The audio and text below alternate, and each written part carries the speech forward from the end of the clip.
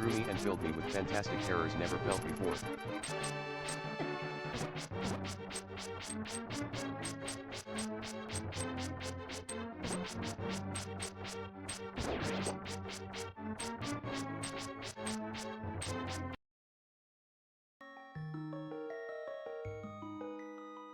Good afternoon everyone, let's get this party started. Okay, so let's see if we can get our name in.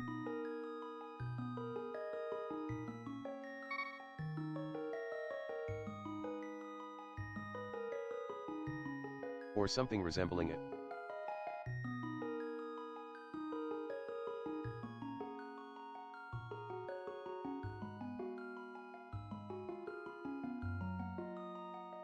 Probably not going to get a good name in, but we'll see what we can do.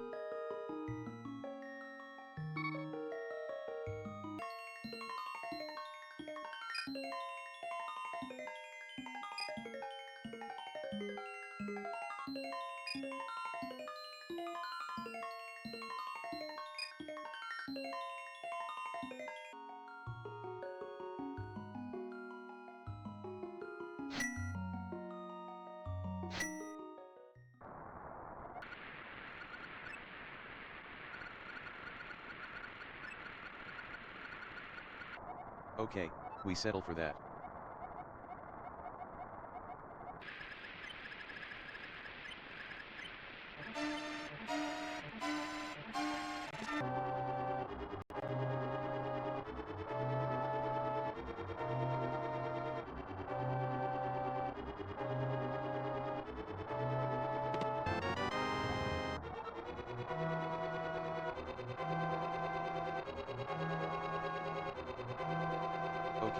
Okay, first chest.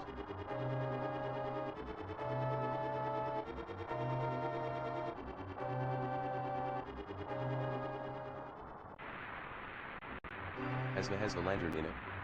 Let's go.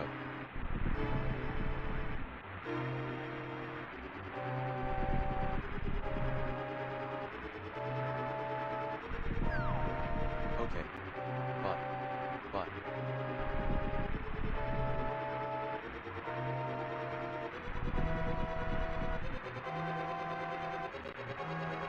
CUH.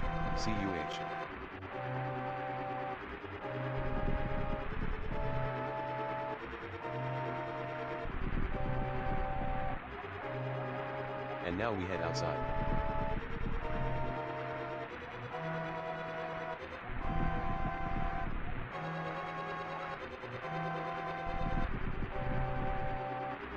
And now we have guards as per normal, rather than the penguin down below.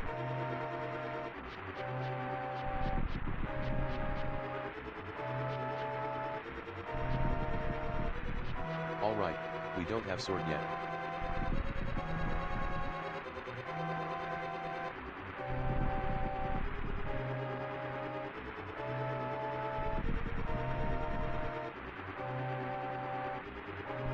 So we head across the bridge.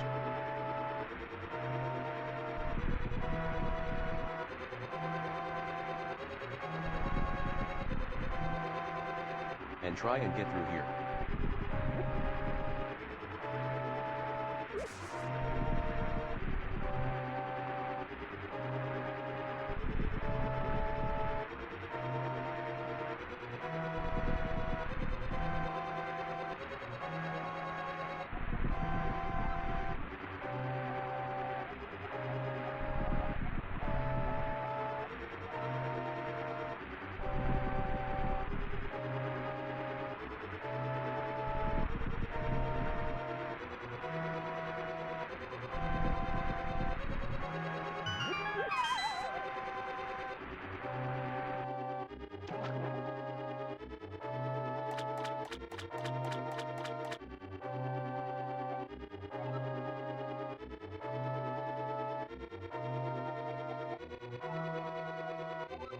Alright, got it into the hole.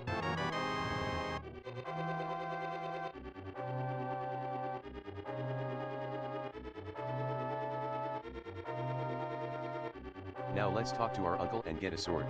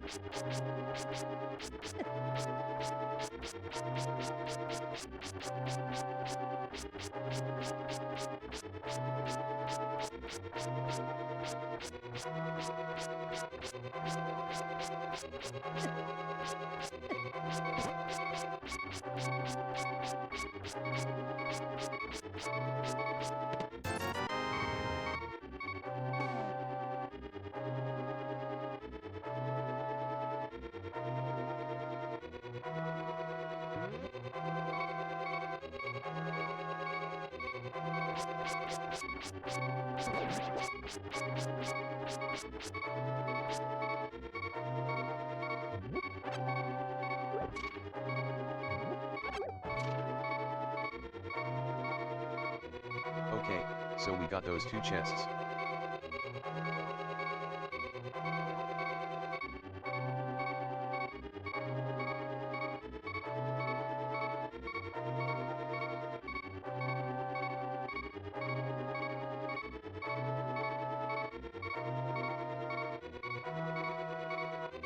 Now into the castle we go.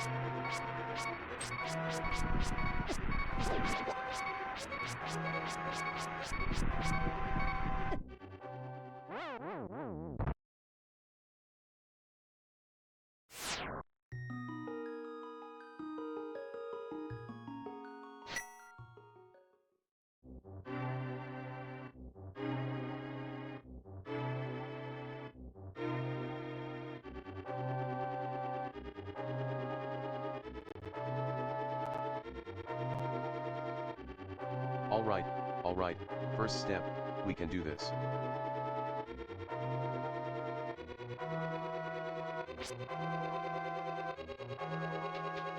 Progress is already way faster.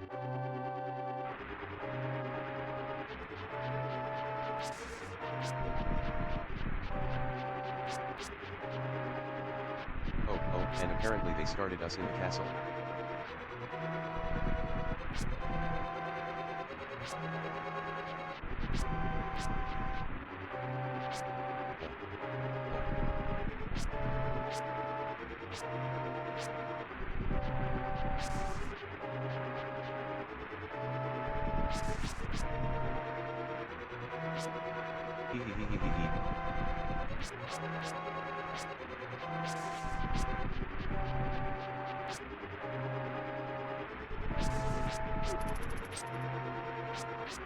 These bushes are serving as some pretty fine gigs.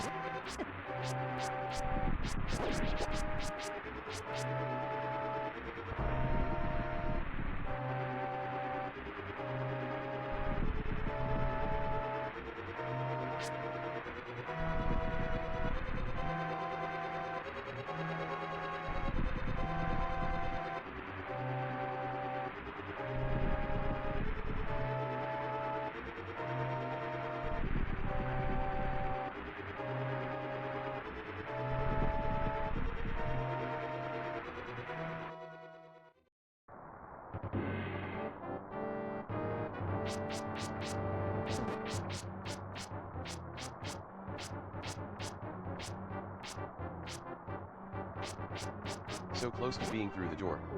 Come on, we can do this.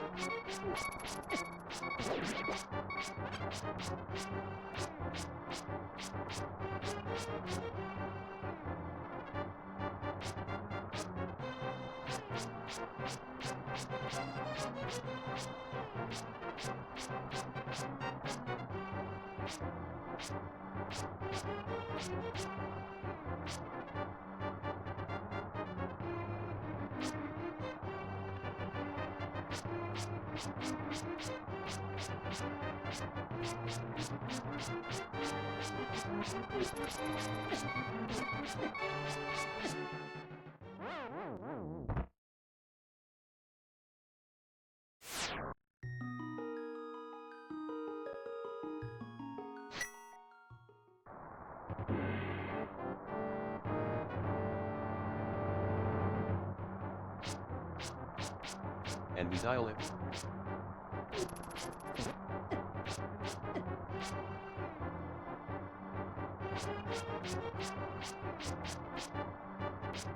Closer. Closer.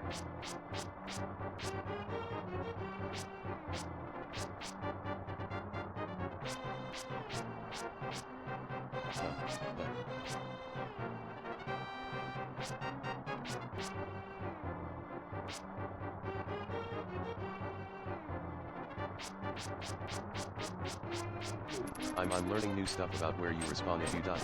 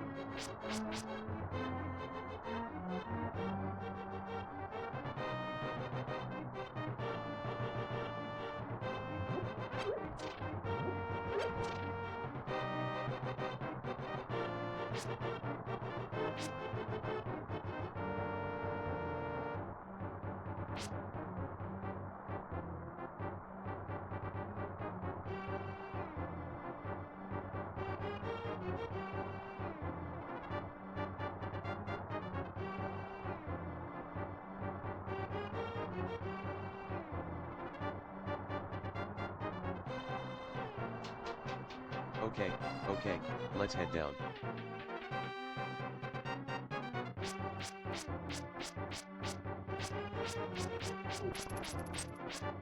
If we can.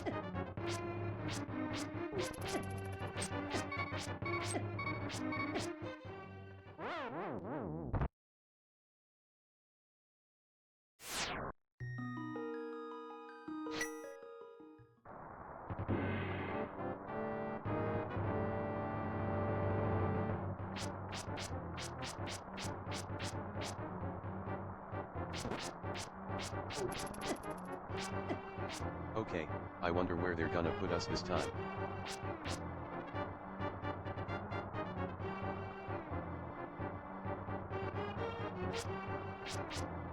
Okay, back here, okay.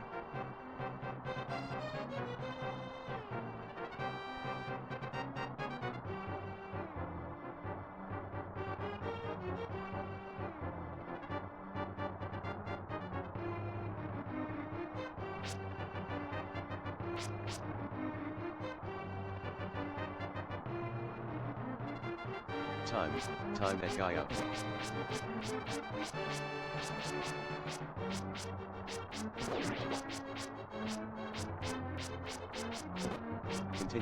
Continue on.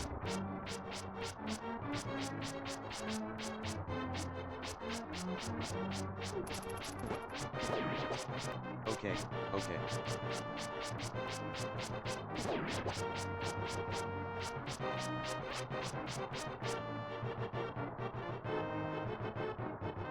Gotta get through the store.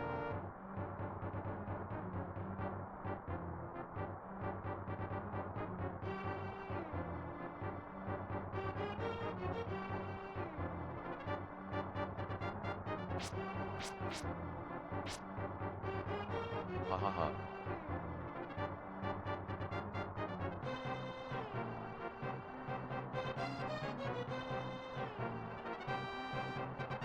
Yeah, yeah.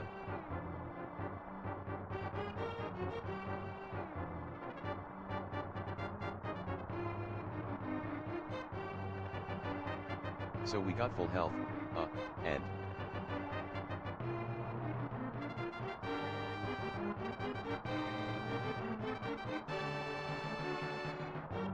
we just have to head through this door and head downstairs.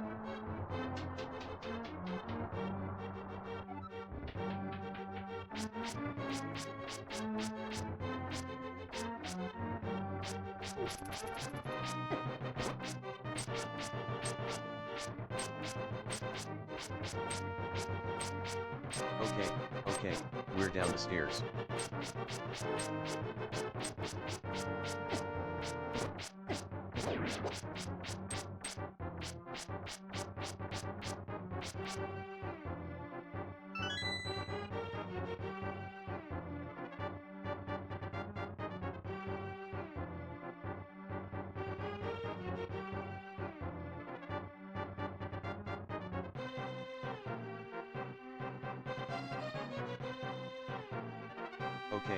Okay, so we got the key.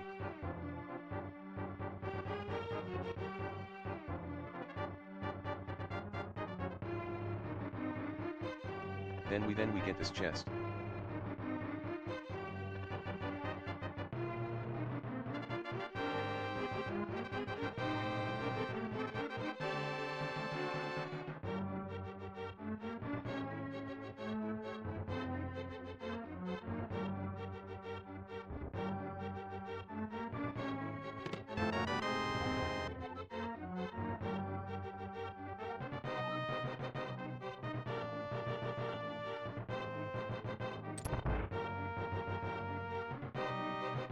Hee.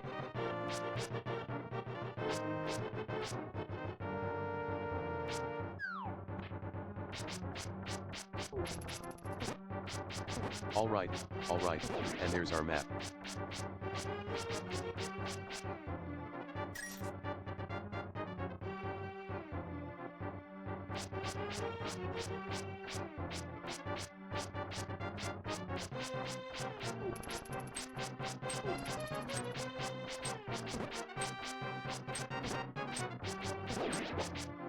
Okay, now let's head down.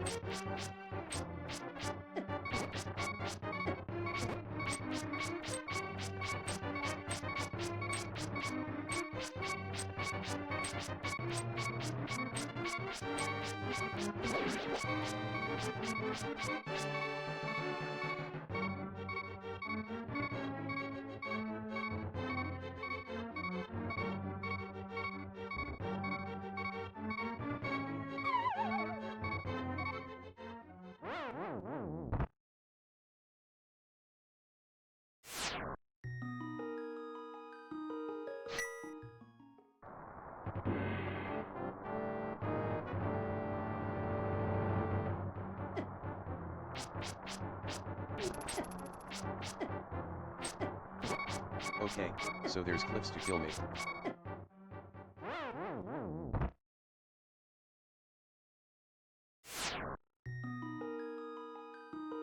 Yeah, okay, let's continue.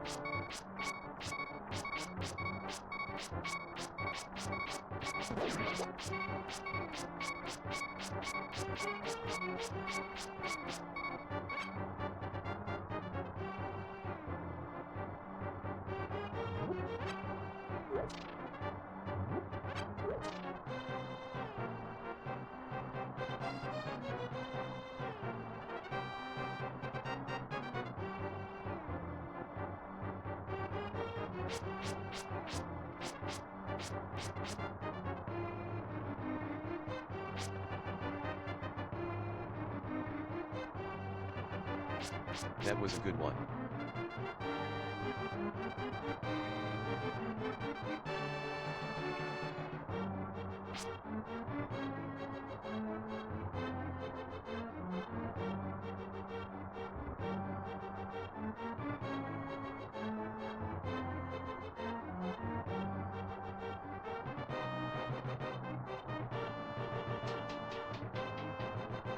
I'm never sure what to comment about because, like, I can't really tell what's happening.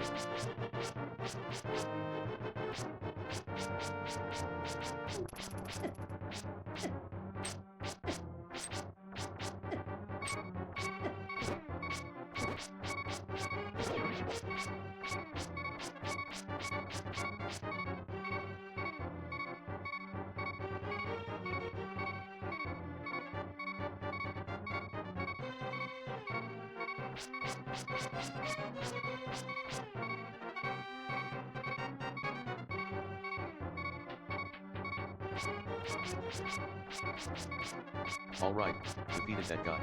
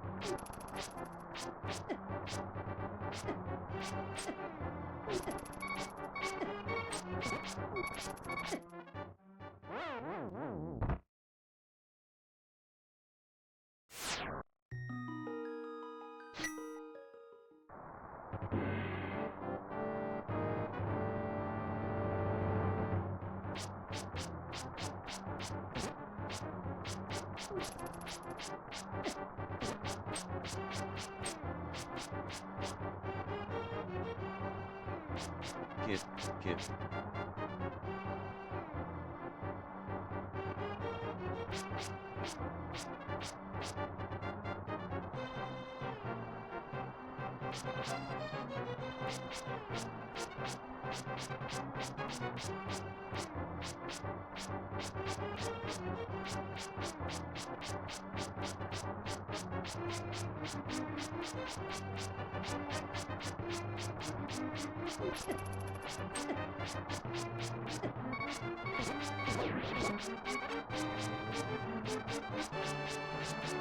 So my general strategy for this room is to hang to one side and swing my sword.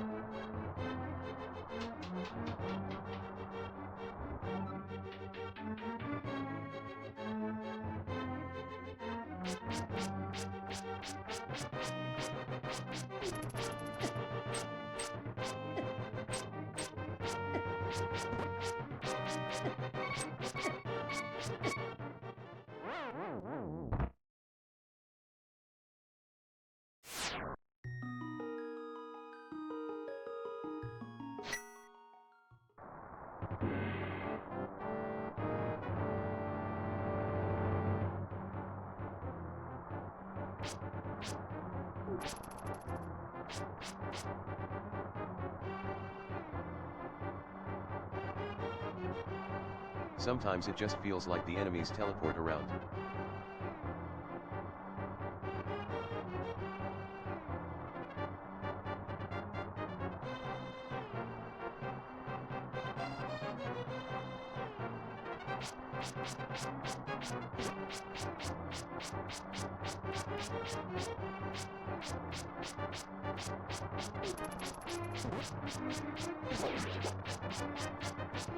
Don't know why I seem to have a magnetic attraction to all.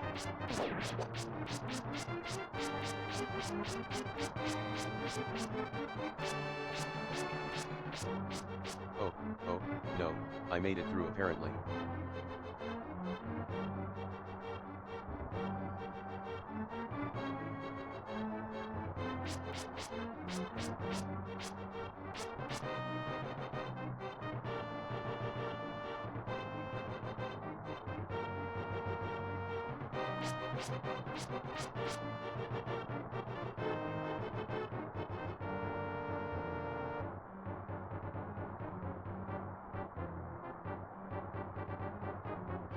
I swapped to the medium whisper model.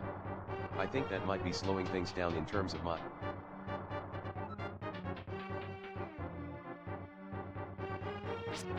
Speech.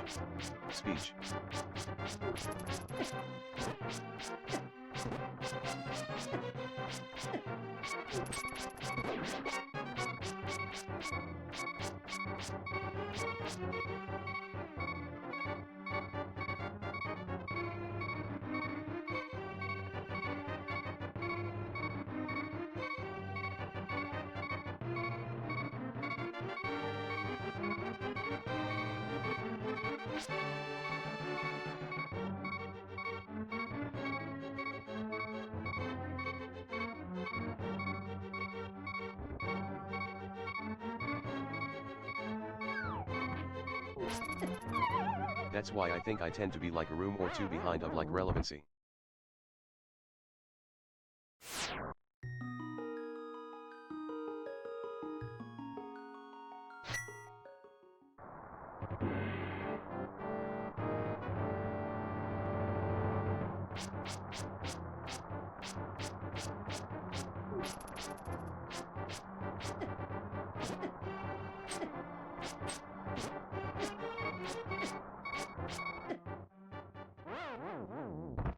So what I should do is talk about what's a room or two ahead.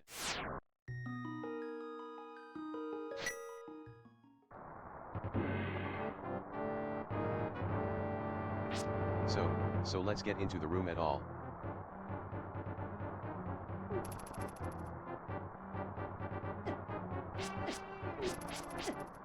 As has the upbeats.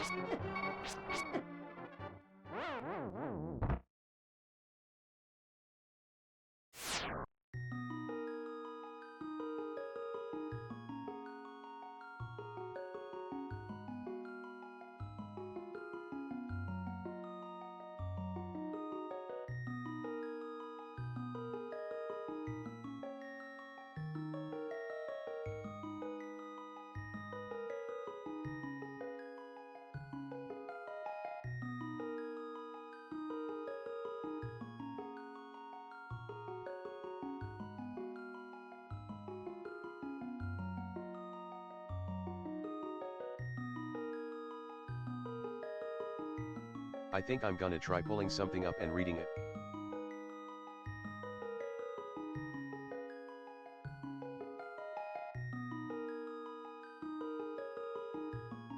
Don't know what I'm gonna read, but I'll read something.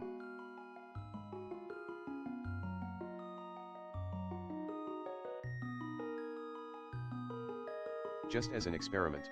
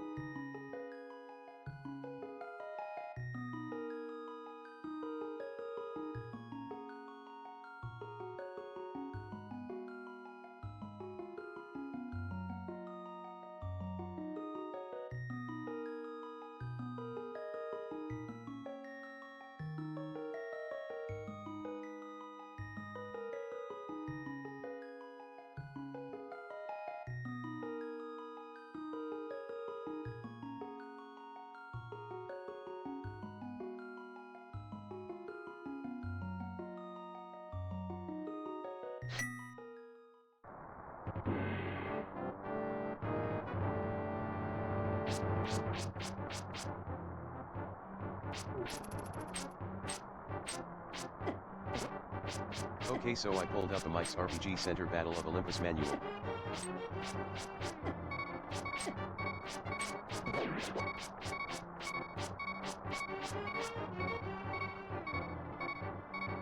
And I guess I'm gonna read a bit from it.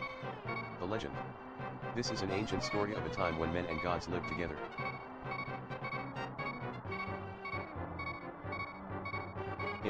In the land of Pepilosus.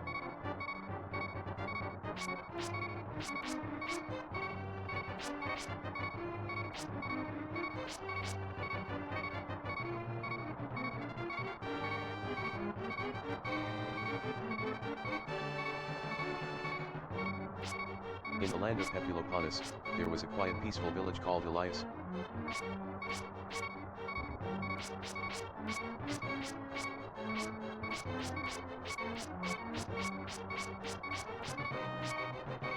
It was the home of the fairest maiden of all Pepilopius and a gentle yet brave young man called Orpheus.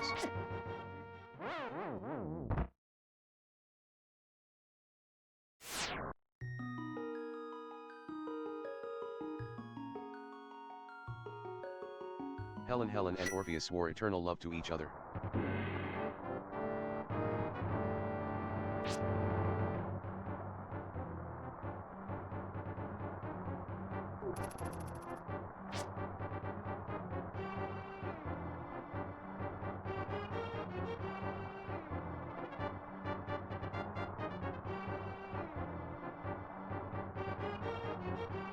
But alas, one day Helen fell victim to the fangs of a venomous serpent and perished.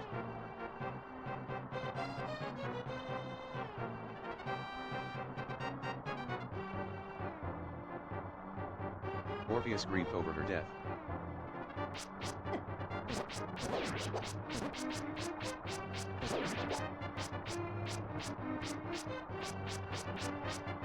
For 3 days and nights, whereupon he heard the voice of Aphrodite, the goddess of love.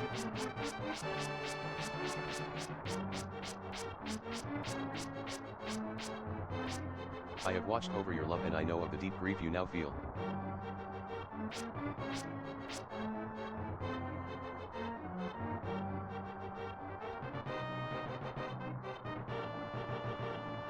I have watched over.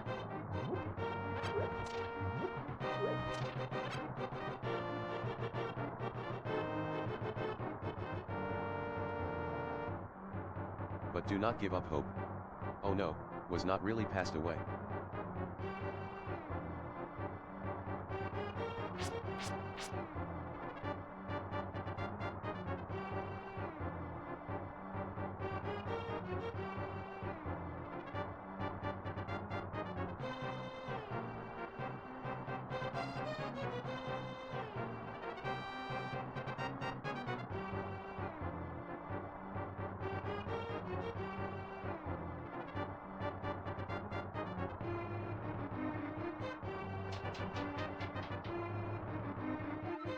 Hades, the god who rules the netherworld of Tartarus,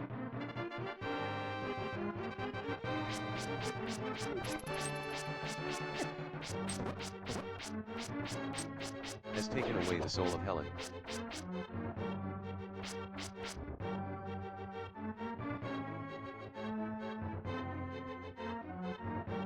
So that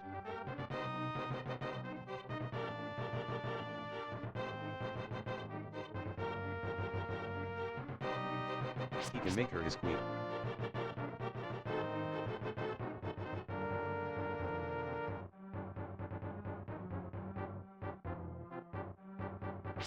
The power of Hades is great, and he has many fearsome henchmen.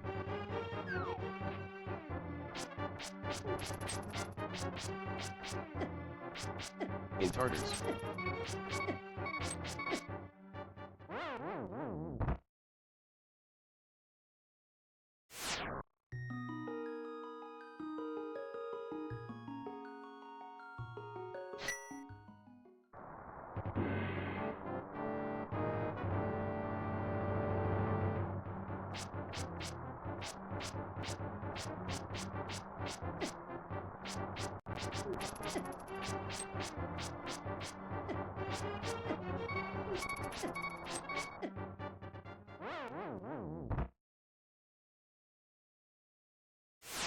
the only way I can help you save Helen is to suggest that you look for 3 nymphs.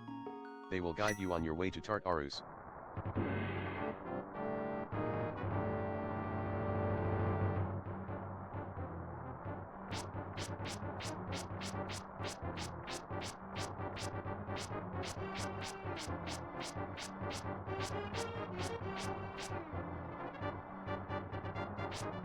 If your love for Helen is true, Orpheus, go now and save her.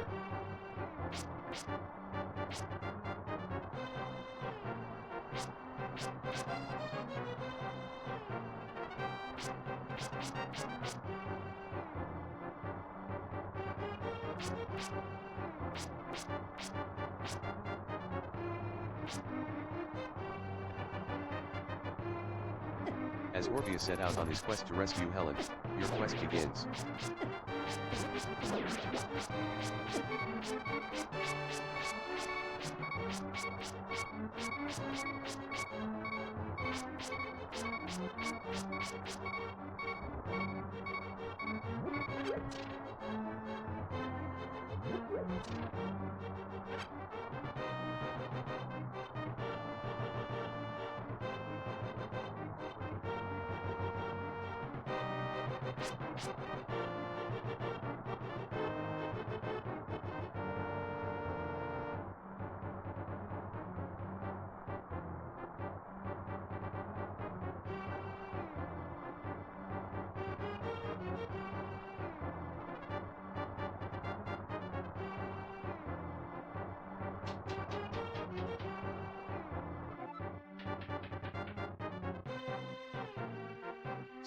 So the focus cost actually isn't that much to read something else, just because I don't actually know what's going on, so making informed decisions isn't really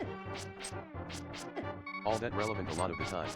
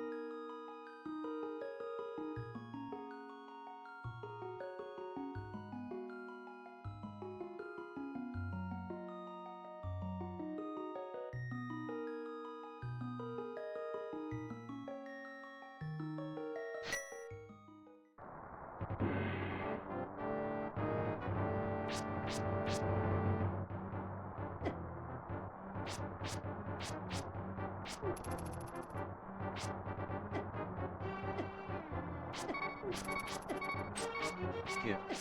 Kit. Hold up another story for me to read to you, that way I'm not like, crimping on us, whoever wrote that manual.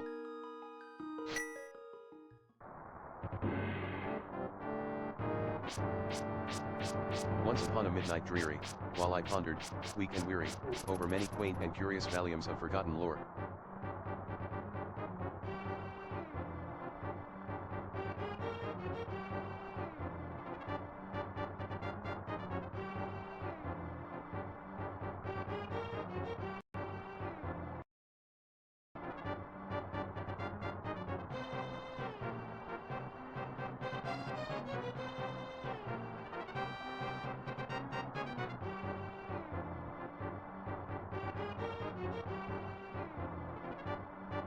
While I nodded, nearly napping, suddenly there came a tapping, as of some gently rapping at my chamber door.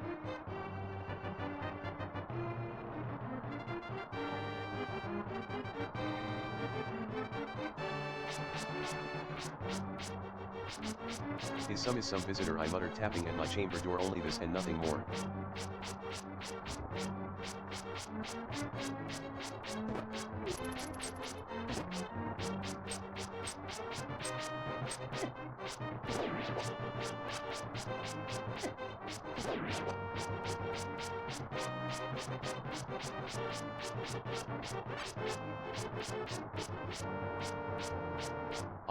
Odd distinctly, I remember, it was in bleak December, and each separate divine.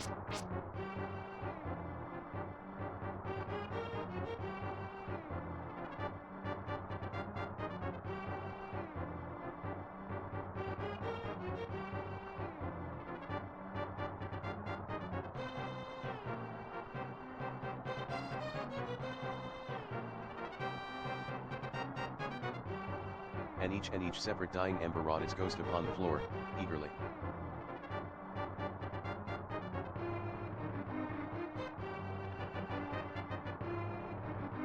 I wish the morrow, vainly I had sought to borrow.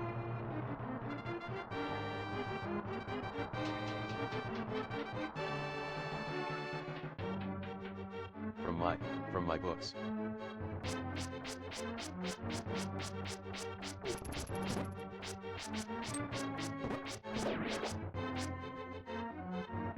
Sacrants of sorrow, sorrow for the lost Lenore.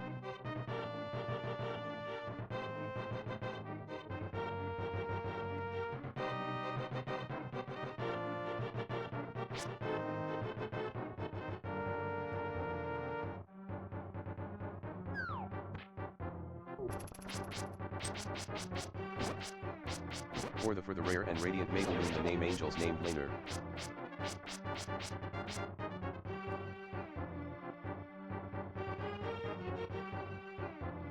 Nameless here forevermore.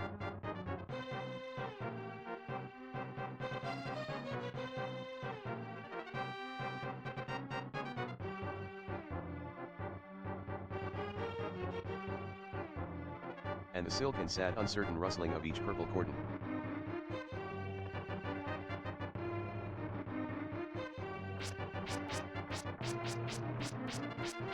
Threw me and filled me with fantastic terrors never felt before.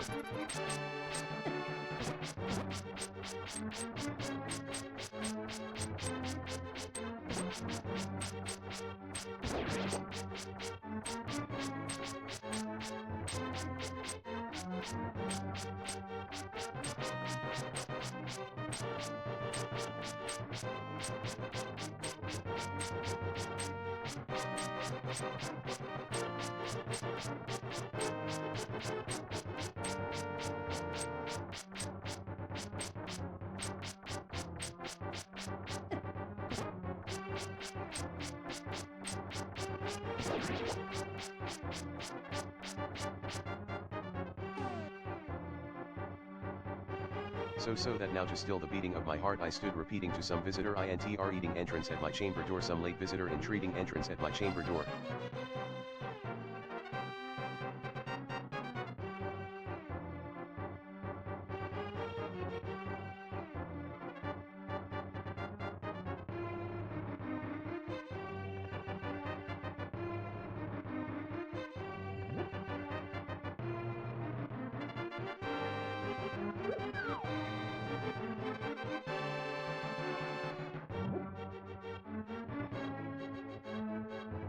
Presently my soul grew stronger, hesitating then no longer. Sir and or madam, truly your forgiveness I implore.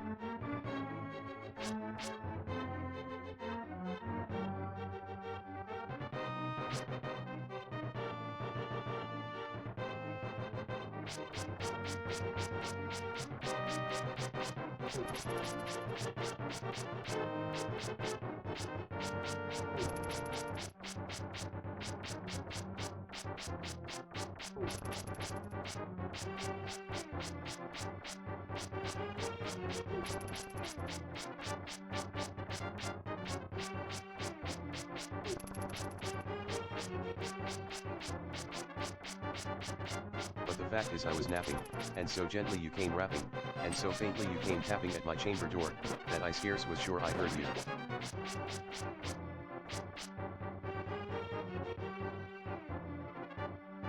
Here, here, I opened wide the door, darkness there and nothing more.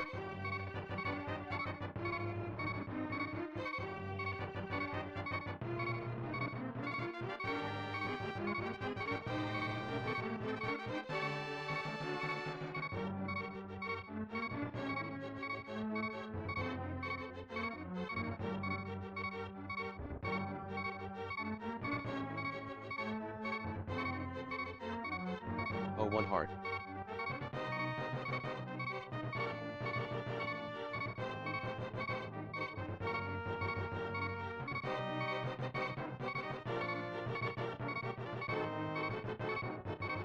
Deep into that darkness appearing, long I stood there, wondering, fearing.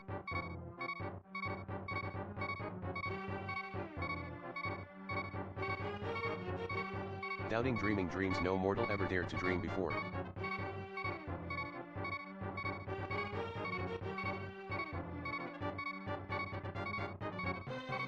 But the silence was unbroken and the stillness gave no token.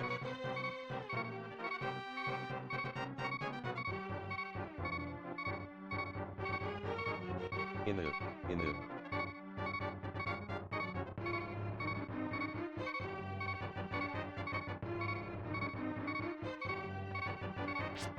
only word there spoken was the whisper word Lenore.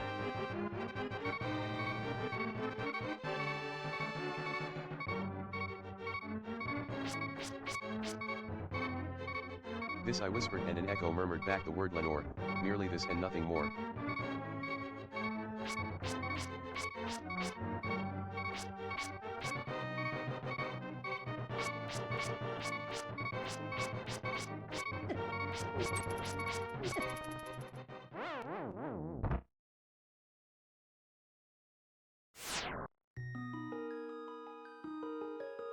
So, new area.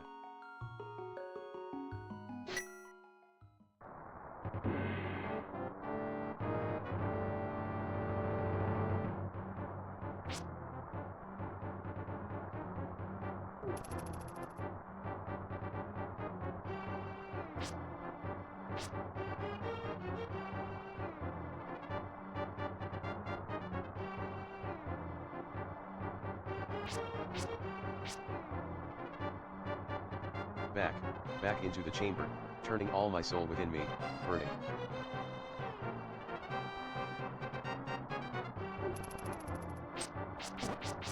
Soon again I heard the tapping.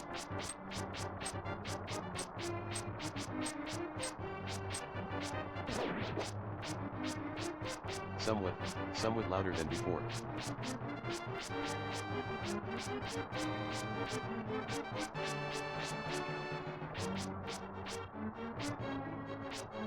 Surely, said I, surely that is something at my window lattice.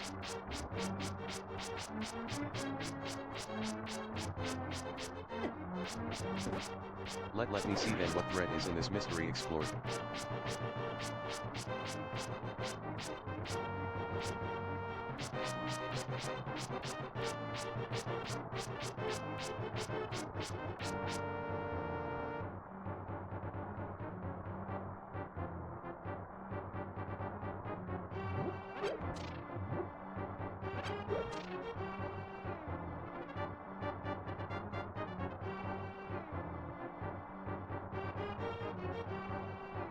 Let my heart be still a moment and this mystery explore, 'tis the wind and nothing more.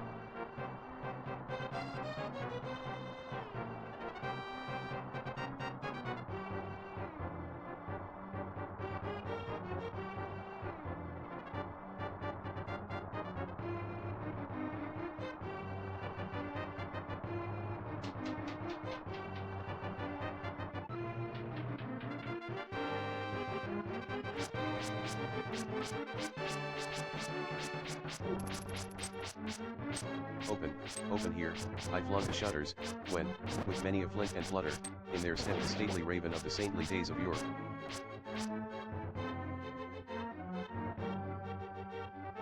Not the least of nescience made he, not a minute stopped or stayed he.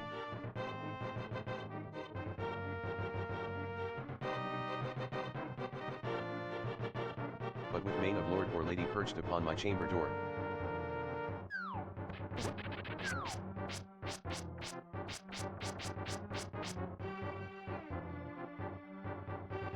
Perched upon a bust of Pallias, just above my chamber door.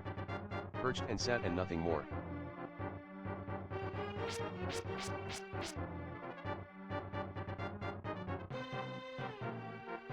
I'm, okay.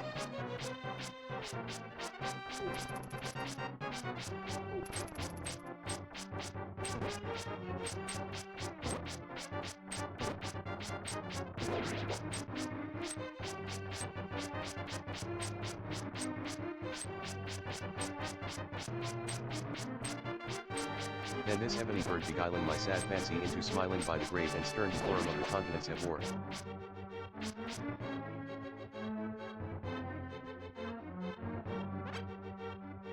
Through thy crispi shorn and shaven thou, I said, are sure no craven.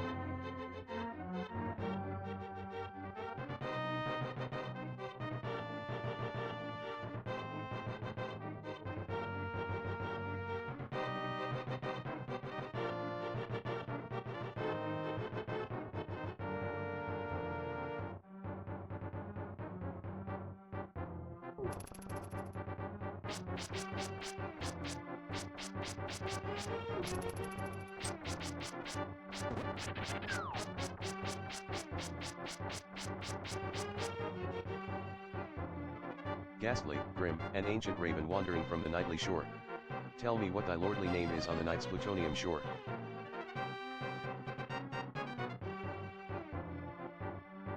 Quote the raven nevermore.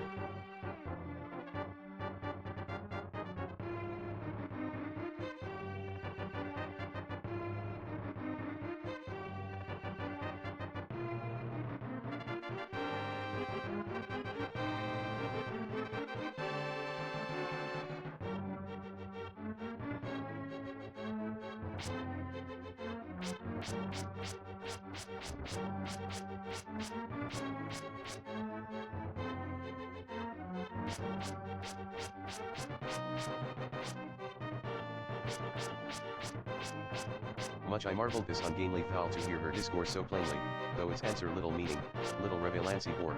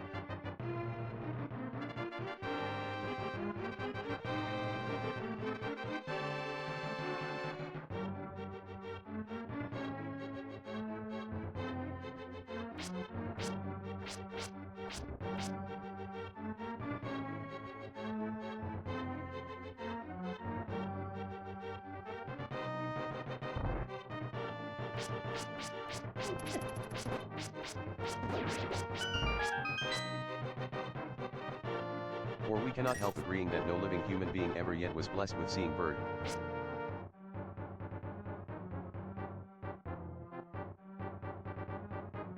Above his chamber door.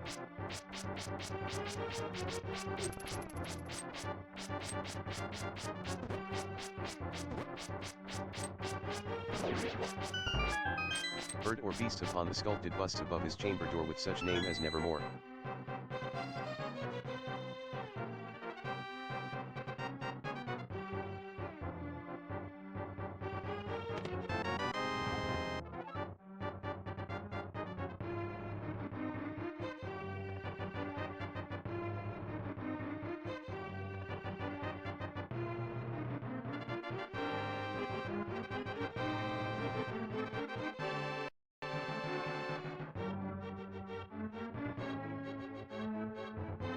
But the raven sitting lonely on the placid bust spoke only, that one word, as if his soul in that one word he did outpour.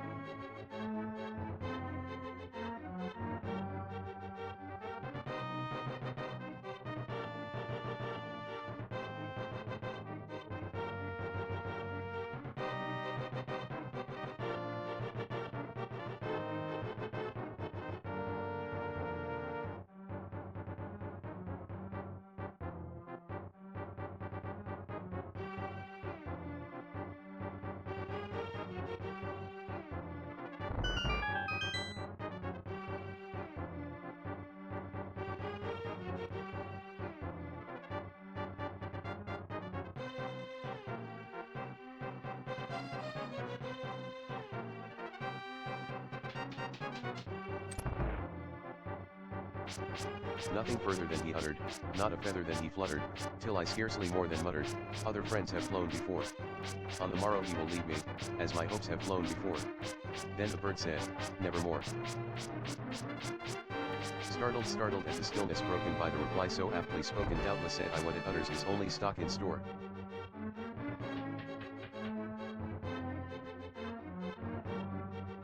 Caught from some unhappy master from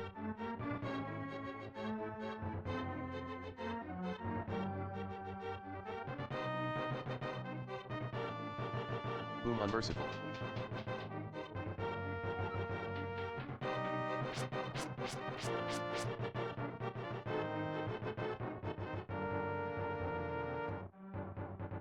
Does disaster fall fast and fall faster? Tell his song one burden bore, tell the dirges of his hope that melancholy burden bore of never nevermore.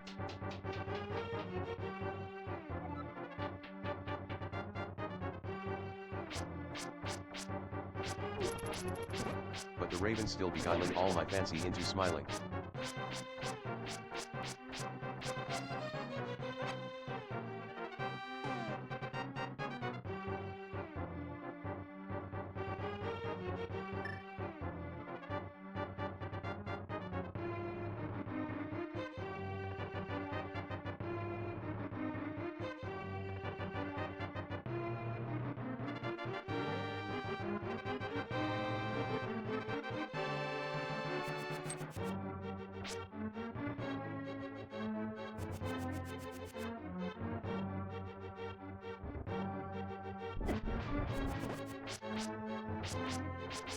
Okay, boss fight time.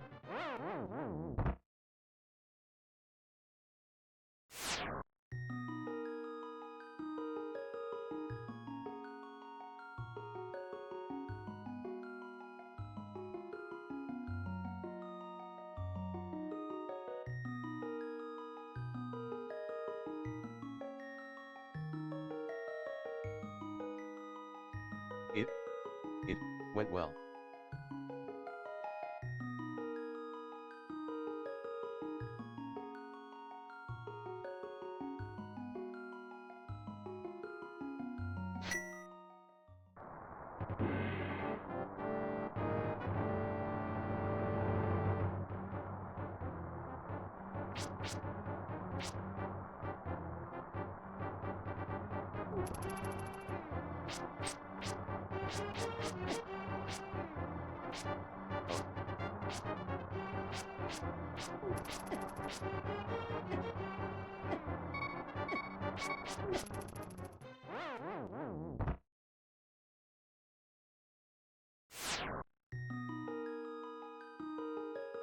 Straight I wheeled cushion seat in front of bird and busting door. Then upon the velvet thinking what this omni sport of your.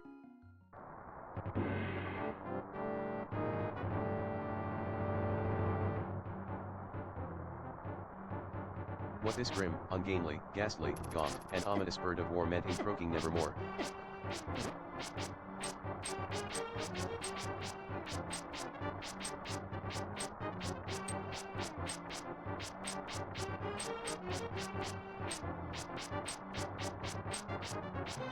This I sat engaged in guessing, but no symbol of expressing.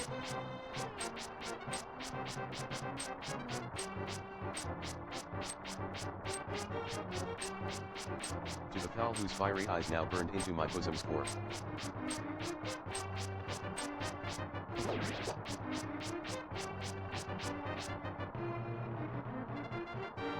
This, and more I sat divining, with my head at ease reclining.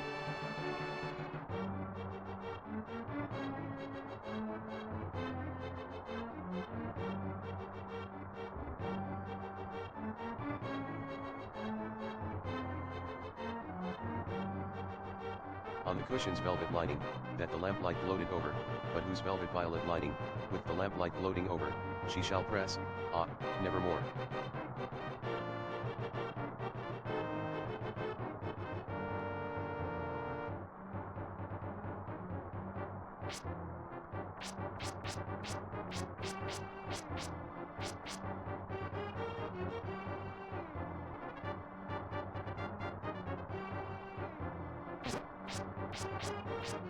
Then methought the air grew denser, perfumed from an unseen censer.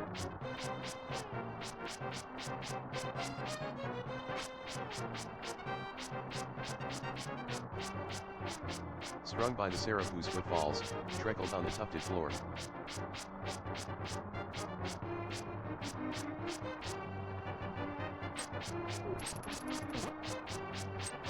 Wretch, wretch, I cried, thy God hath lent thee, by these angels he hath sent thee.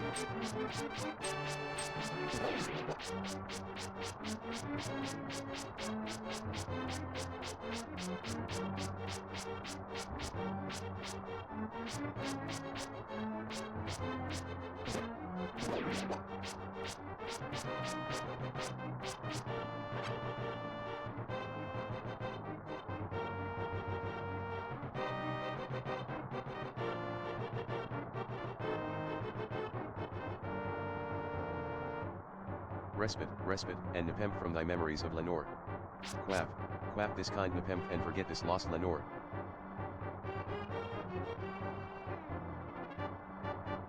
Fortaith the raven, nevermore.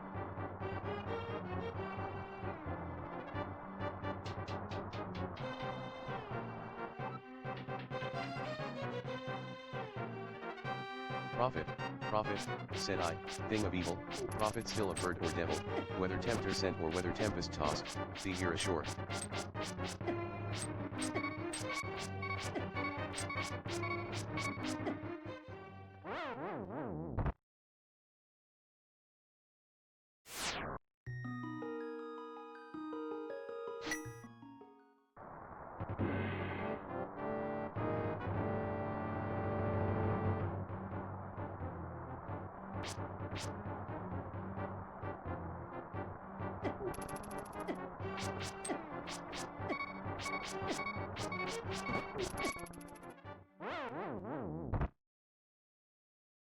Desolate yet undaunted on this desert land enchanted, on this home by horror haunted.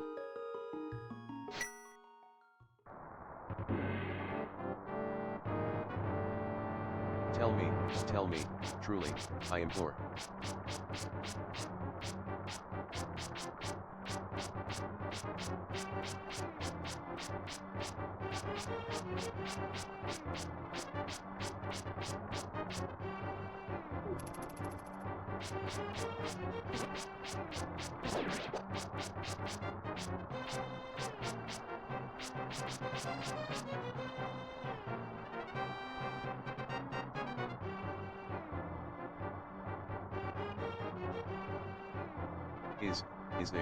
Is there balm in gilded? Tell me, I implore.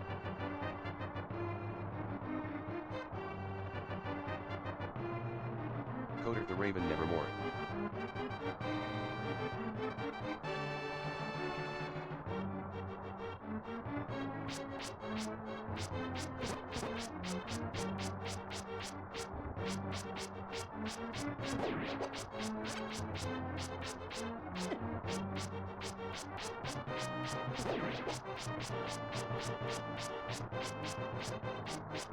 Prophet, said I, thing of evil, prophet still of bird or devil, by that heaven that bends above us, by that God we both adore.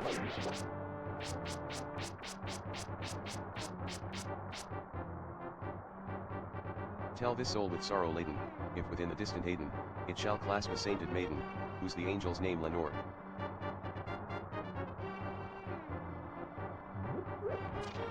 Clasp a rare and radiant maiden whose the angel's name Lenore.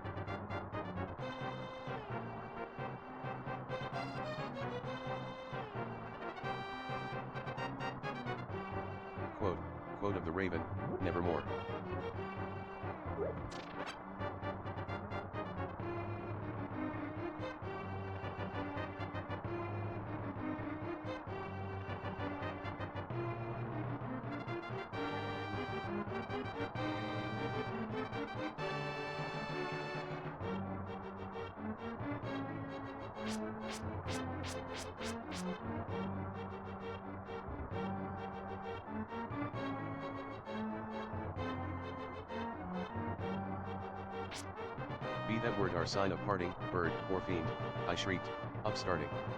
Get thee back into the tempest, the night's plutonium shore.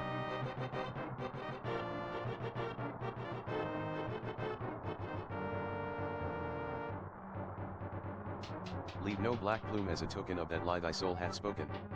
Leave my loneliness unbroken. Quit the bust above my door.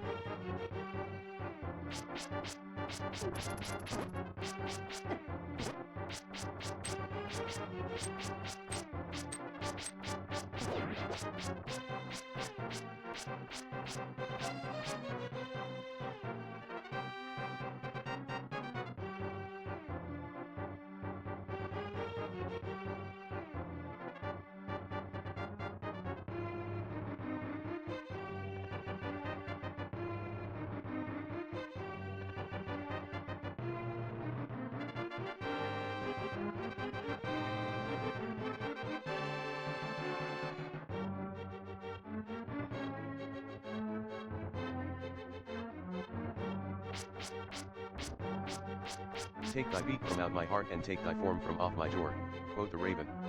Nevermore.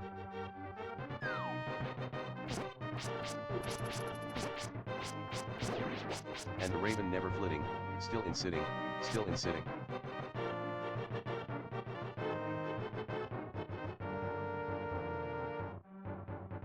Still is sitting.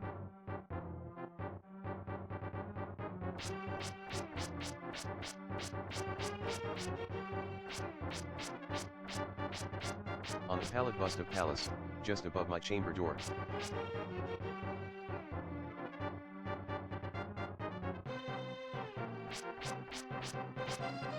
On the pallid bust of Pallas just above my chamber door.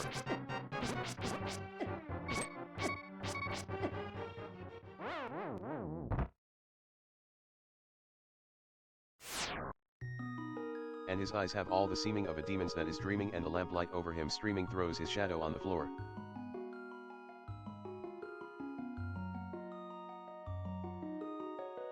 And my soul from out that shadow that lies floating on the floor.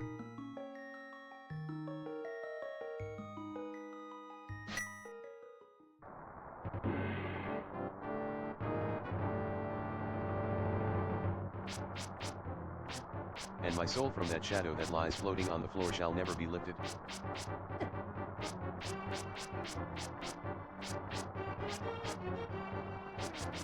Shall be lifted nevermore.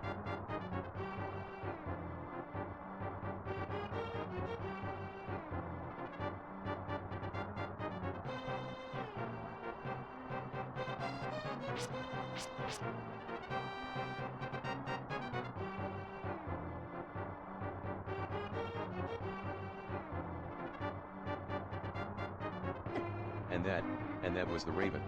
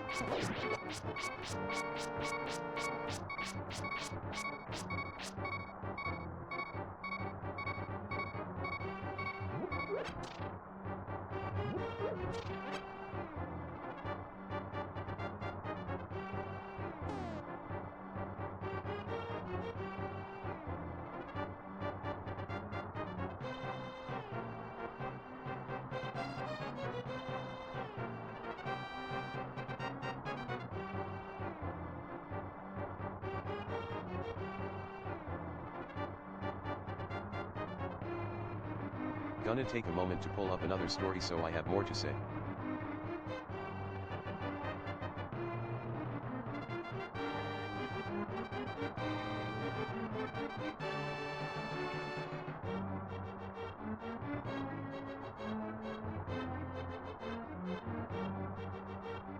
Look at that, look at that.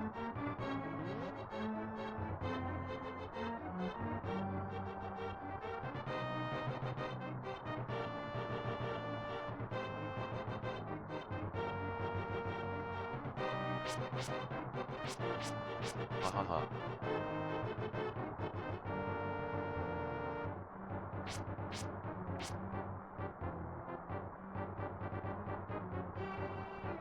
So I pulled up Fairyland by Edward Allan Poe.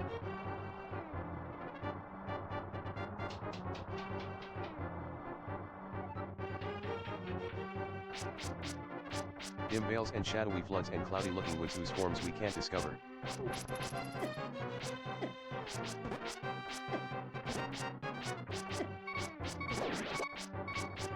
For the tears that drip all over, huge moons, their wax and wane.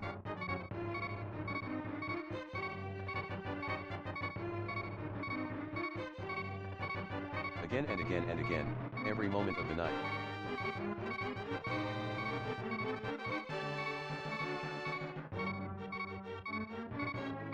Forever changing places.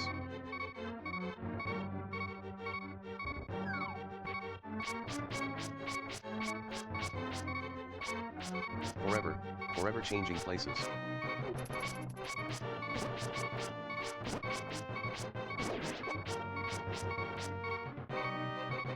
And they put out the starlight.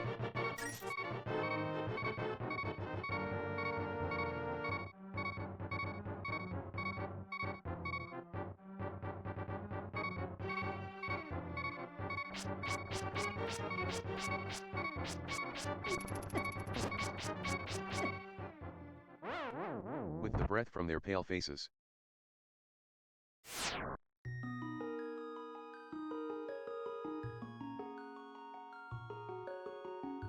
About 12 by the moon dial.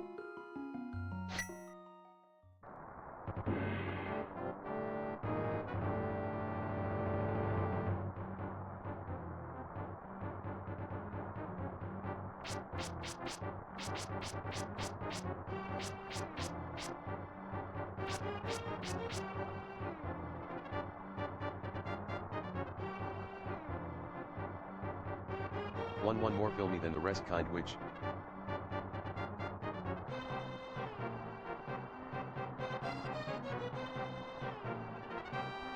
On trial.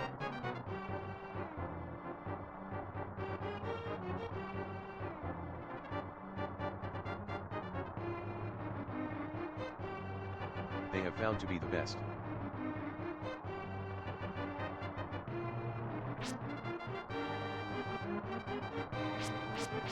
Come down, still down and down.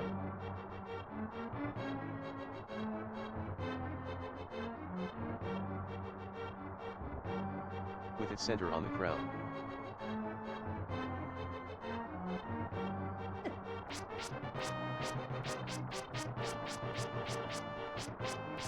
Of a mountain's eminence while its wide circumference.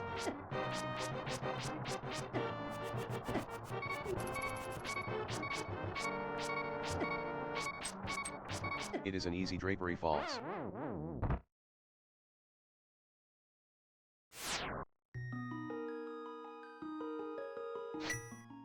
Over hamlets over halls.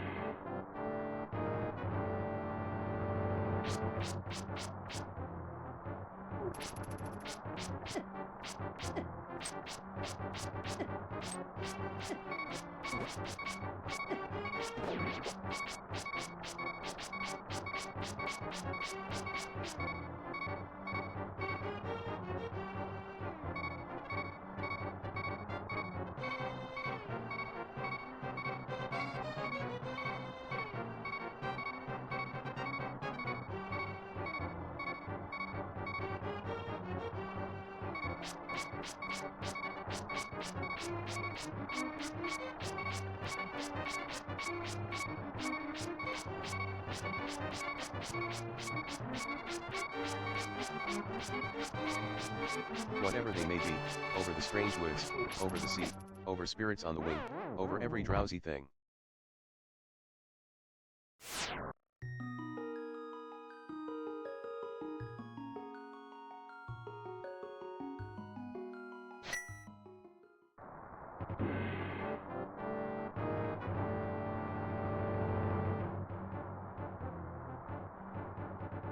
And buries them up quite in a labyrinth of light.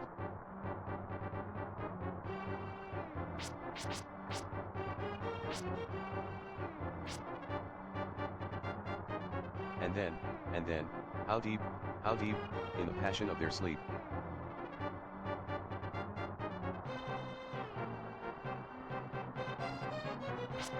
In the morning they arise, and their moony covering is soaring in the skies.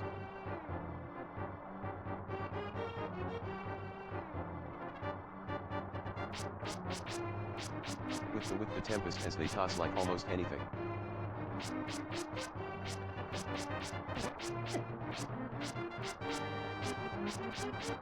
Or a yellow albatross.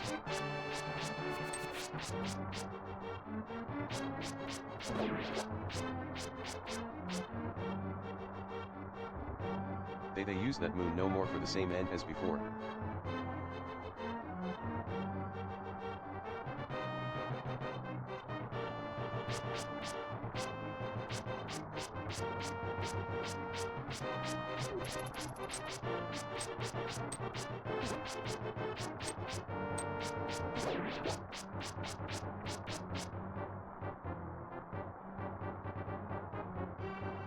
Fiddling a tent which I think extravagant.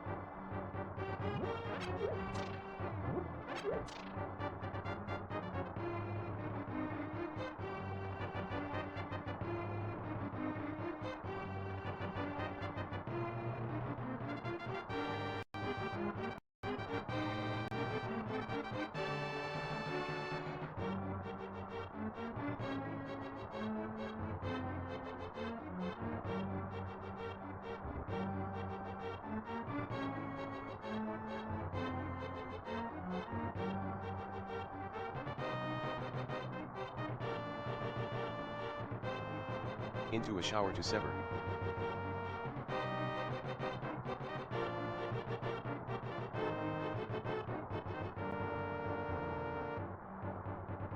Of which those butterflies of earth who seek the skies.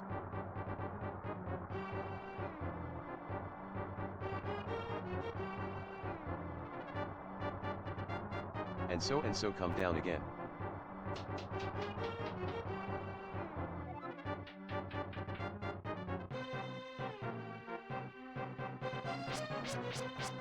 Never contented things have brought a specimen upon their quivering wings.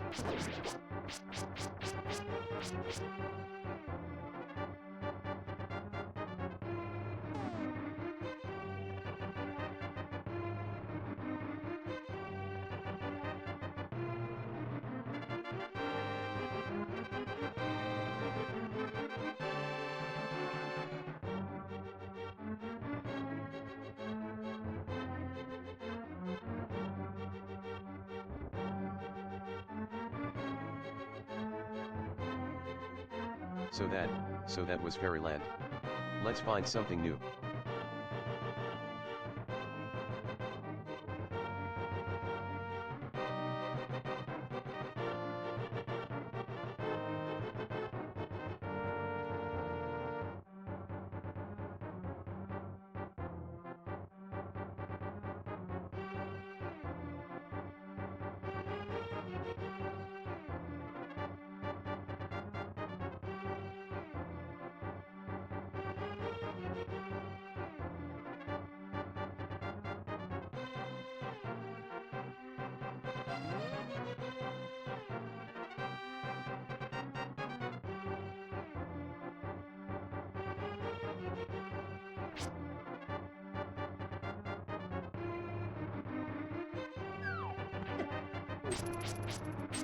Okay, I pulled up The Conqueror Worm by Edward Allan Poe.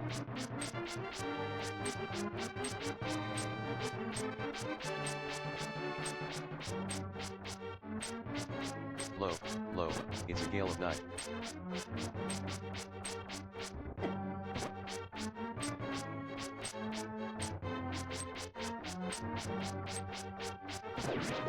Within the loathsome later years.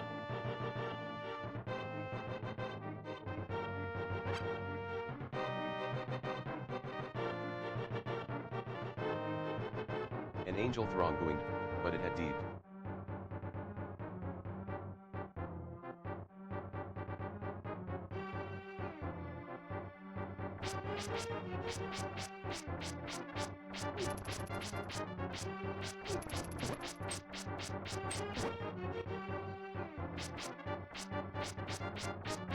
In veils and drowned in tears.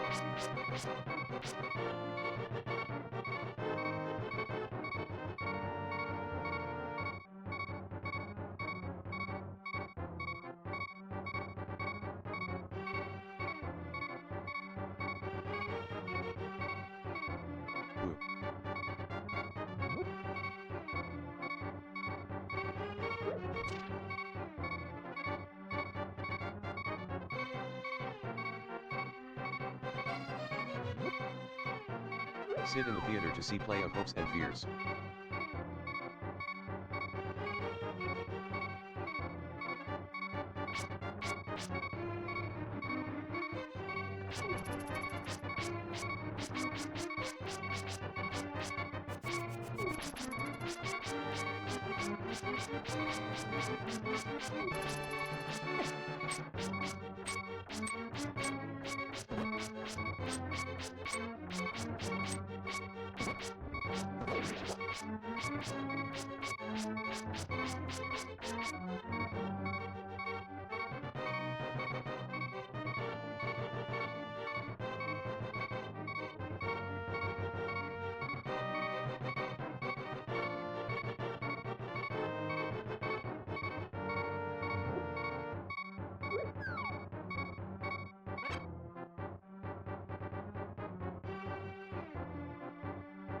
While the orchestra breathes fitfully the music of the spheres.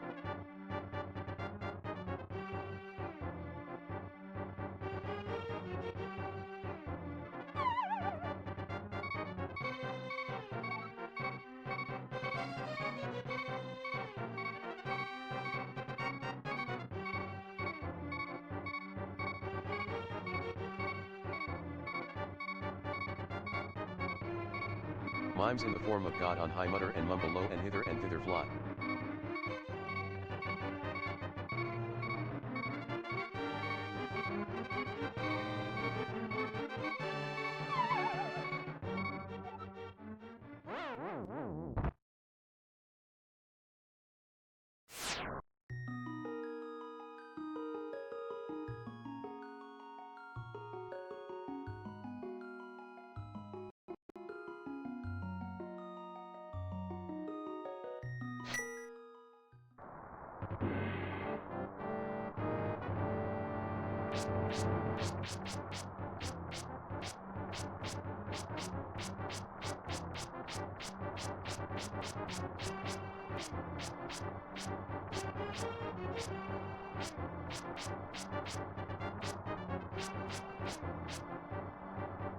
Mere puppets they who come and go, at bindings of vast, formless things.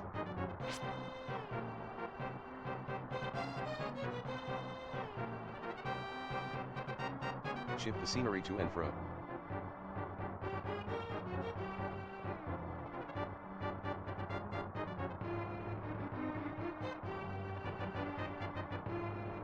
Flapping out their condor wings, invisible woe.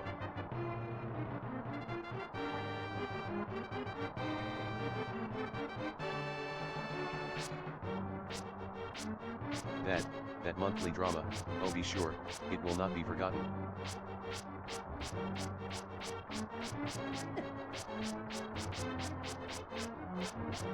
With its phantom chase forevermore.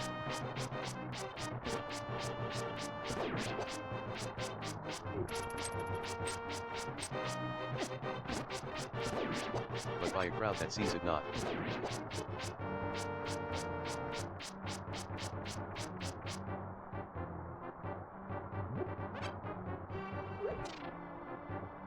Through a circle that ever returneth into the same spot.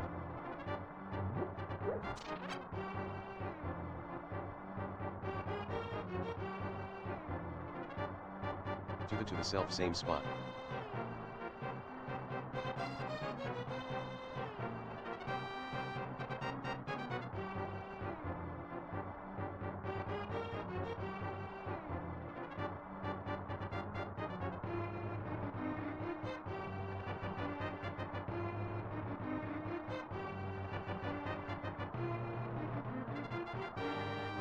And much of madness and more of sin and horror of the soul of the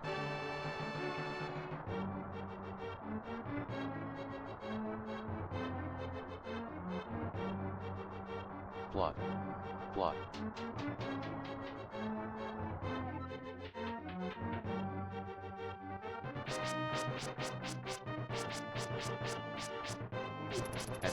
At sea amid the mimic root.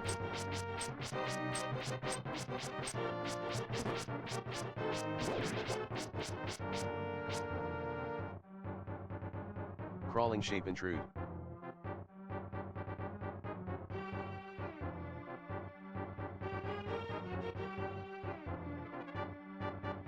Blood red thing that arrives from out.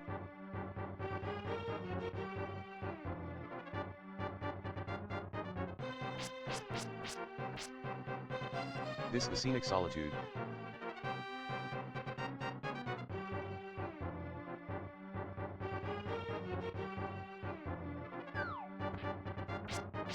It rides with mortal pangs.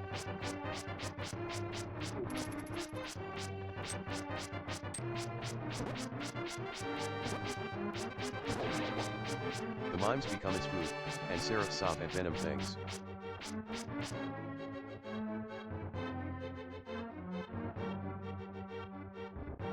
For vermin pain.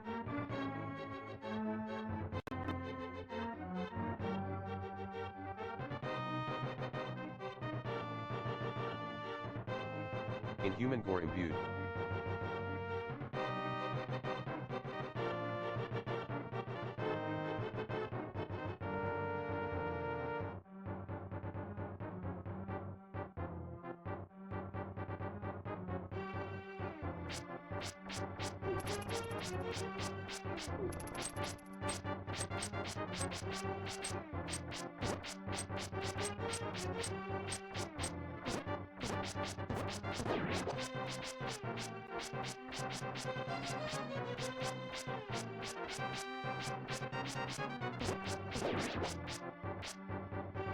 Uprising.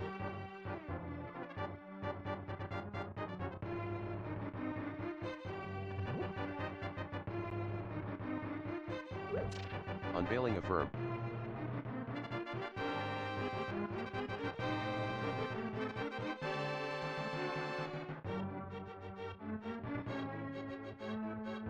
That the plays the tragedy man and its hero the conqueror worm.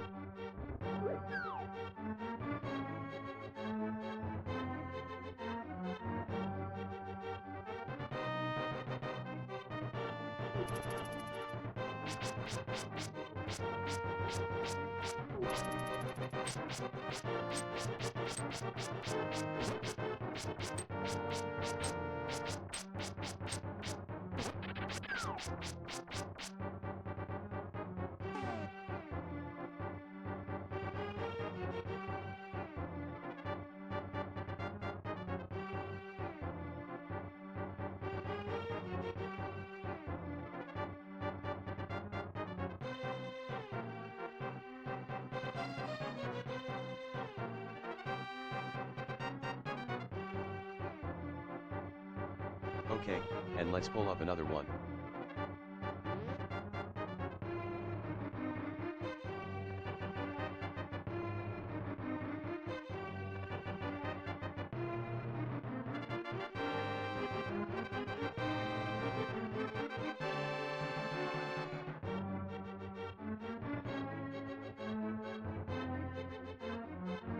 Dream Within a Dream by Edward Allan Poe.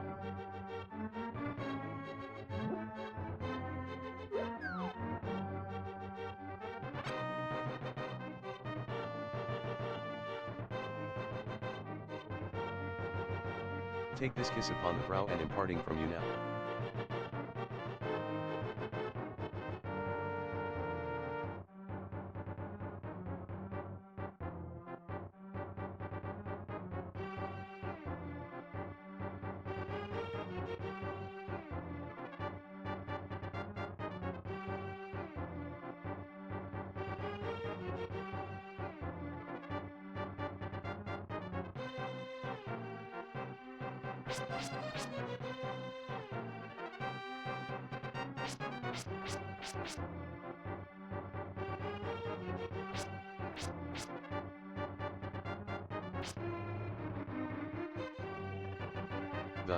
Thus much let me avow you are not wrong who deem that my days have been a dream.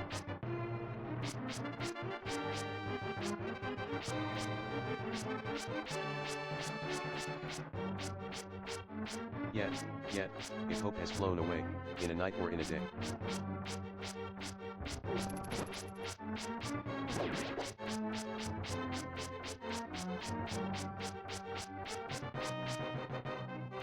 In a vision or in none. Is it therefore the less gone?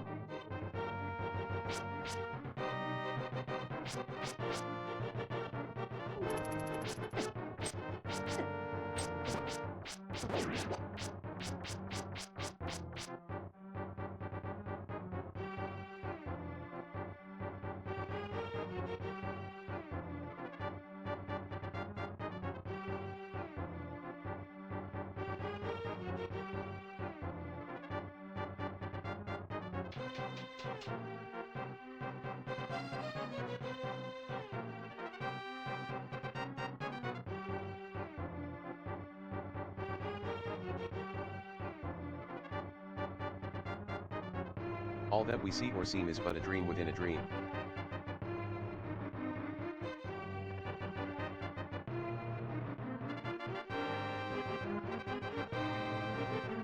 I stand amid the roar of a surf-tormented shore.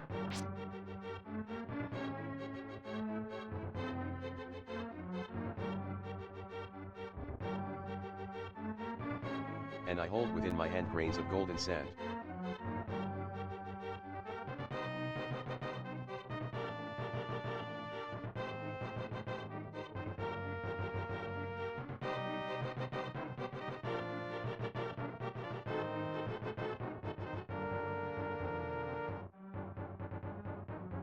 No.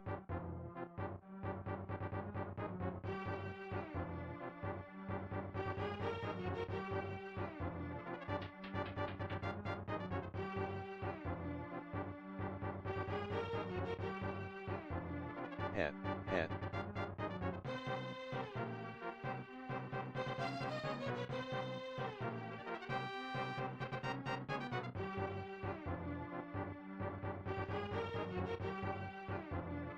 A few, yet how they creep, through my fingers to the deep.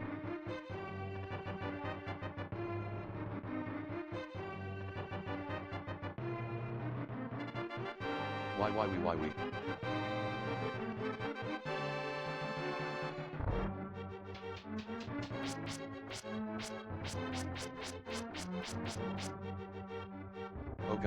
Oh God, can I not grasp them with a tighter clasp?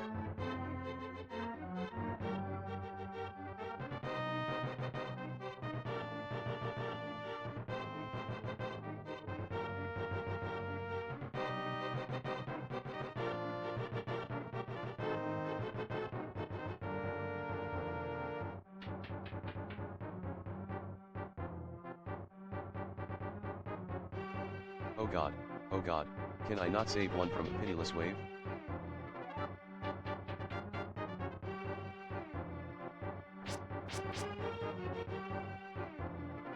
Is all that we see or seem but a dream within a dream?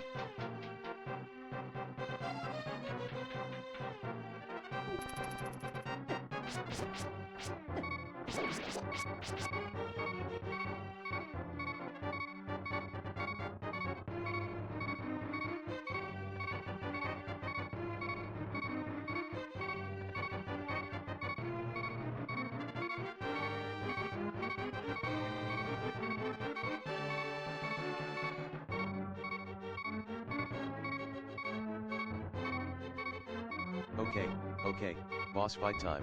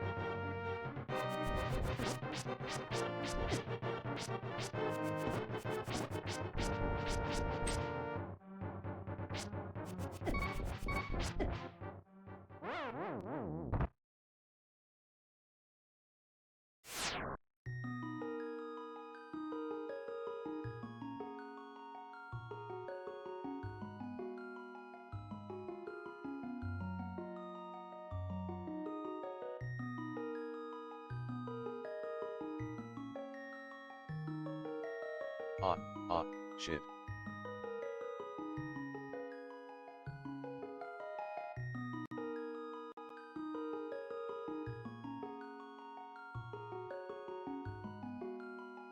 Not sure how I'm gonna get past that guy.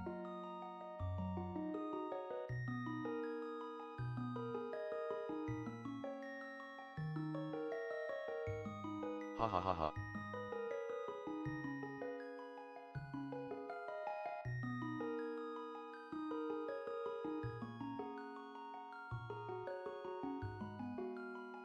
Not what I said, but sentiment is felt.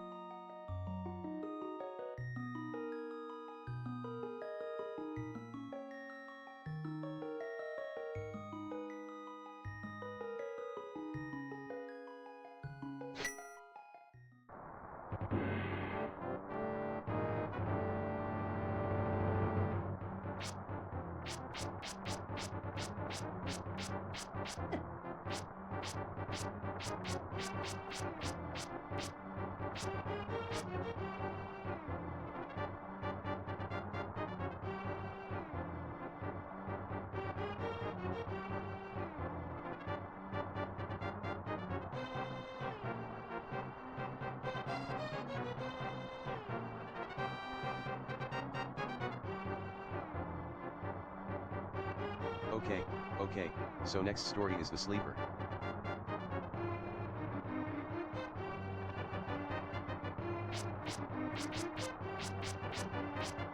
Same person as the author.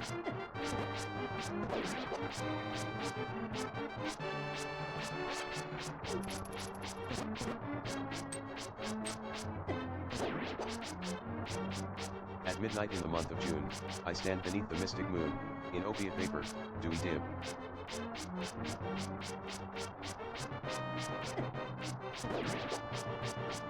Exhales from out her golden rim.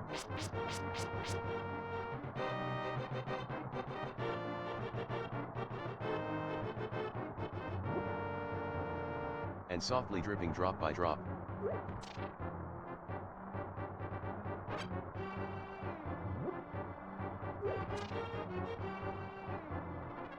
On the quiet mountain top.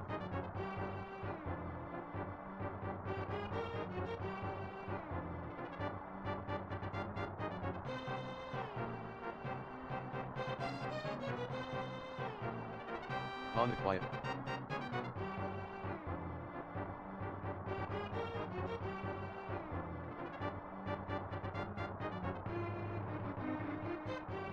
Into the universal valley, the rosemary nods upon the grave.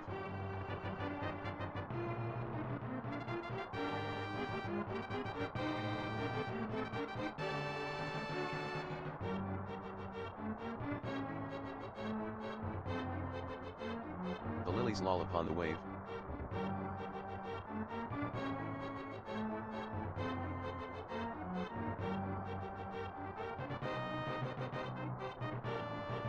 Wrapping the fog about its breast, the ruin moulders into rest.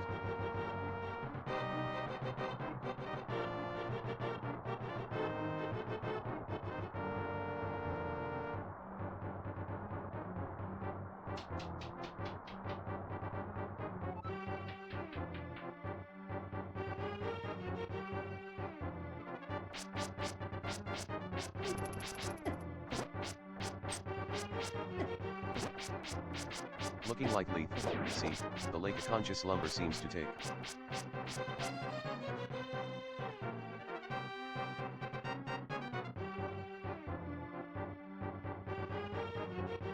And would not for the world awake all beauty sleeps, and lo where lies Henry.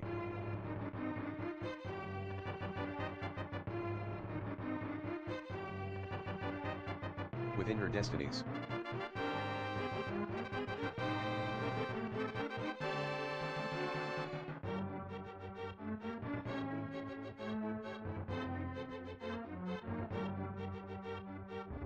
Oh, Lady Bright, can it be right? This window open to the night.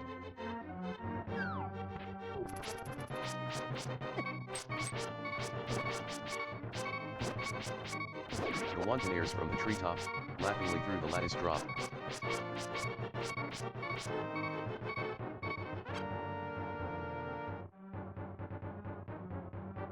Body, bodiless airs, a wizard rude.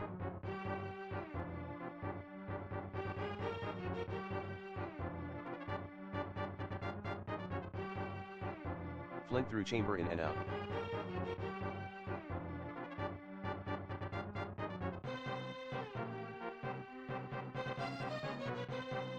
And wave the curtain canopy.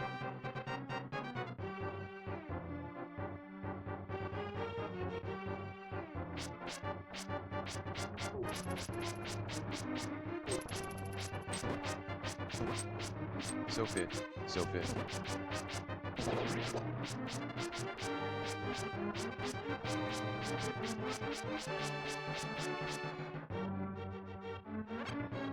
So fit, so fitfully, so fearfully above the closed and fringed lid.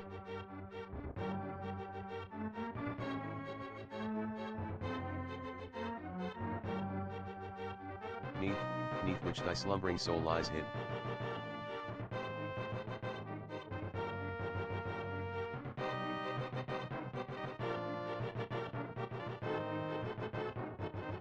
That over the floor, down the wall, like ghosts the shadow rise and fall. O lady, dear, hast thou no fear?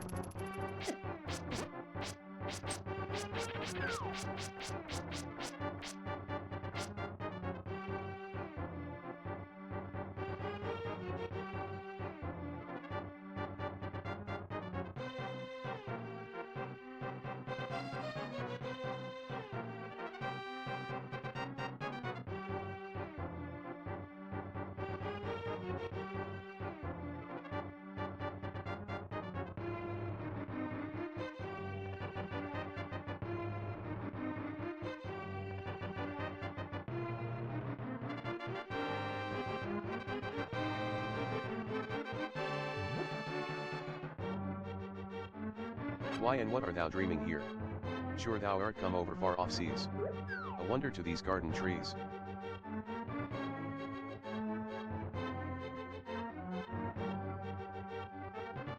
Strange, strange is thy pallor, strange thy dress, strange above all thy length of trees.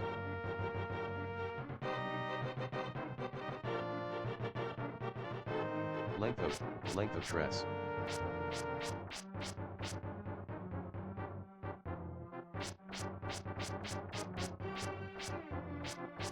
In this all solemn stillness.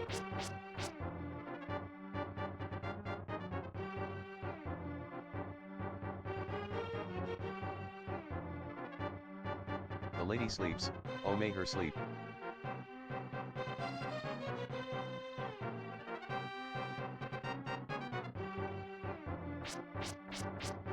Which is enduring, so be deep.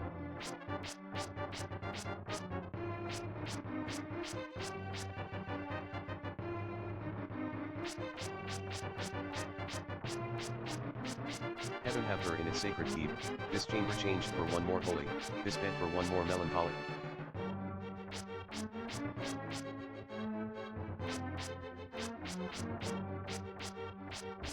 Pray to God that she may lie forever with unopened eye while the pale she ghosts go by.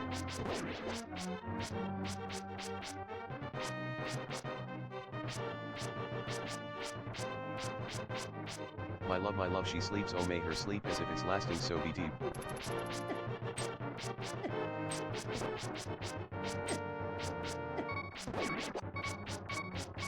Softly made the worms about her creep.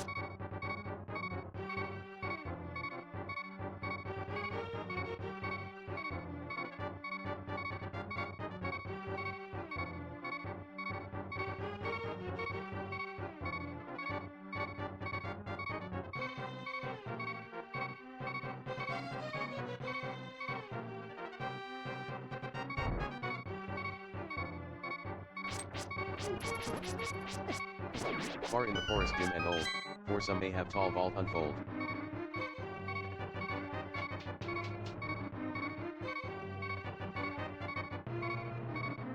Some vault that oft hath found it black.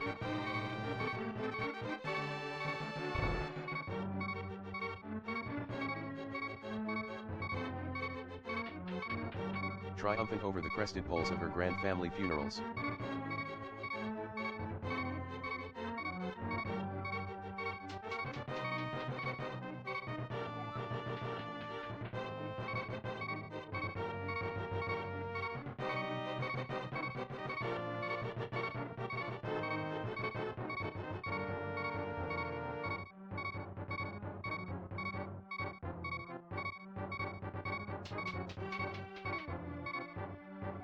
Some.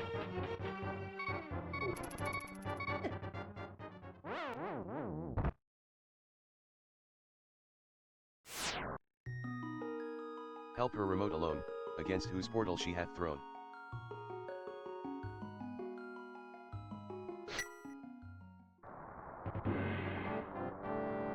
In childhood, many an idle stone.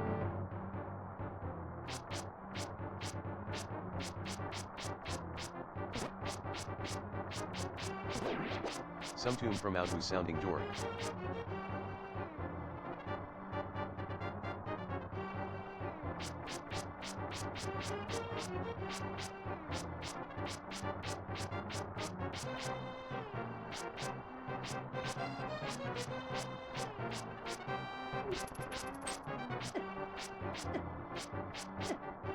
She never shall force an echo more.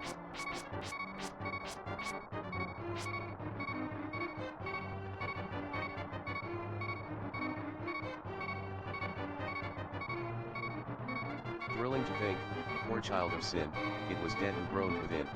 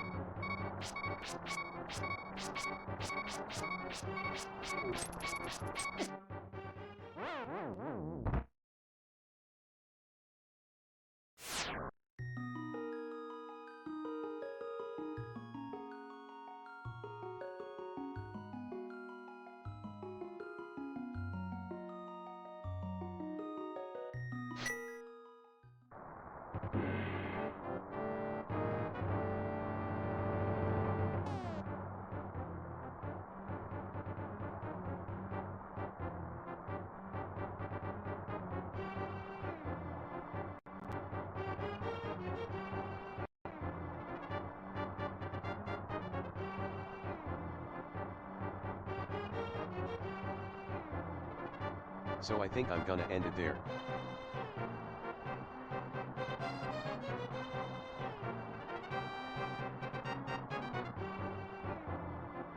So, goodbye everyone. See you later today.